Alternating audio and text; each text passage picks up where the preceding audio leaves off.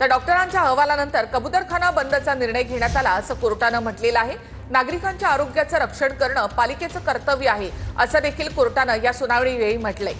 तज्ञ समिती गठीत करून सखोल अभ्यास करा असं देखील कोर्टानं म्हटलंय। काहींसाठी त्यांच्या सोयीचा निर्णय घेऊ शकत नाही असंही कोर्टानं म्हटलेलं आहे।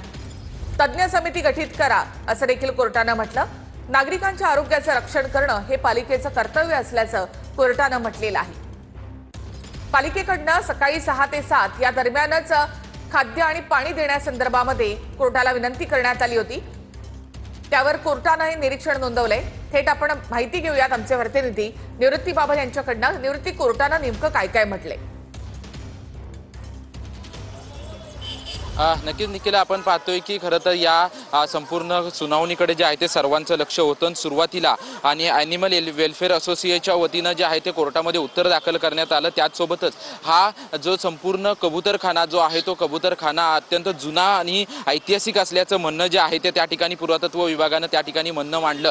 परंतु कोर्टानं एक महत्त्वपूर्ण जे आहे ते त्या ठिकाणी बाबी म्हटलेल्या आहेत, कारण की आम्ही अगोदरपासूनच या सुनावणी घेण्याच्या अगोदरपासूनच डॉक्टरांचा अहवाल घेऊनच जो कबूतरखाने बंद करण्याविषयीचा निर्णय जो आहे तो आम्ही दिला होता आणि डॉक्टरांचे अहवाल मागूनच हा निर्णय जो आहे तो निर्णय दिला होता असं कोर्टानं त्या ठिकाणी म्हटलेलं आहे। आणि कोर्टात आधी डॉक्टरांचा अहवाल वाचून दाखवण्यात आला आणि त्यानंतर कोर्टाची महत्त्वपूर्ण टिप्पणी जी आहे ते त्यांनी केलेली आहे। तिथून हजारो लोक, म्हणजे आपण जर पाहायला गेलं तर दादर कबूतरखाना असेल किंवा इतर कबूतरखाने असतील, इथल्या याच्या आजूबाजूने जे आहे ते हजारो लोक प्रवास करत असतात किंवा ये जा करत असतात। यांच्या आरोग्याला जो आहे तो या कबुतरांमुळे धोका निर्माण होऊ शकतो। या संदर्भात देखील अहवाल जो आहे तो आमच्याकडे आला होता, म्हणून आम्ही कबूतरखाने बंद करण्यासोबतचा निर्णय जो आहे तो दिला होता असं कोर्टानं म्हटलेलं आहे। त्याचसोबतच कोर्टाचं निरीक्षण आपण जर पाहायला गेलं तर नागरिकांच्या आरोग्याचं रक्षण करणं हे पालिकेचं कर्तव्य आहे आणि इथून पुढे तज्ञ डॉक्टरांची समिती गठीत करून सखोल अभ्यास करावा असं कोर्टानं आदेश दिलेले आहेत। त्याच्यामुळे आता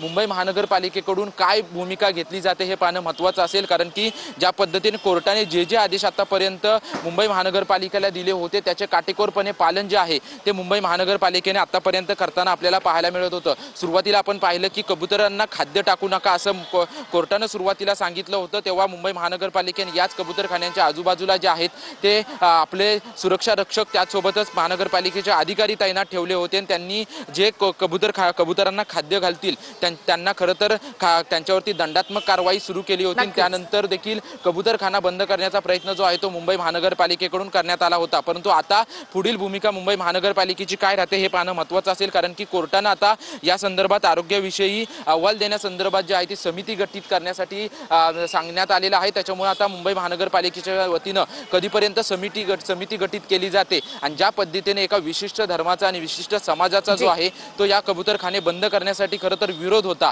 मग त्या समाजाची आता नक्की भूमिका काय असेल हे पाहणं महत्त्वाचं असेल, कारण की त्यांच्या वतीनं आणि अनेकांच्या वतीनं असं सांगण्यात आलंय सकाळी 6 वाजल्यापासून 7 वाजेपर्यंत म्हणजे जवळपास 1 तास आम्हाला कबुतरांना खाद्य टाकण्याची परवानगी देण्यात यावी अशी मागणी देखील जी आहे ते कोर्टामध्ये त्यांच्या वतीनं करण्यात आलेली आहे। परंतु अजून देखील याबद्दल कोर्टानं अजून कोणता निर्णय जो आहे तो दिलेला नाही। केवळ नागरिकांचं आरोग्याचं रक्षण करणं हे पालिकेचं कर्तव्य आहे। तज्ञ डॉक्टरांची समिती गठीत करून यावर सखोल अभ्यास करावा असं कोर्टानं सांगितलेलं आहे। त्याच्यामुळे आता पुढील निर्णय कोर्ट काय देतं हे पाहणं महत्त्वाचं असेल। धन्यवाद निवृत्ती, एकूणच माहितीबद्दल। तर कबुतरांना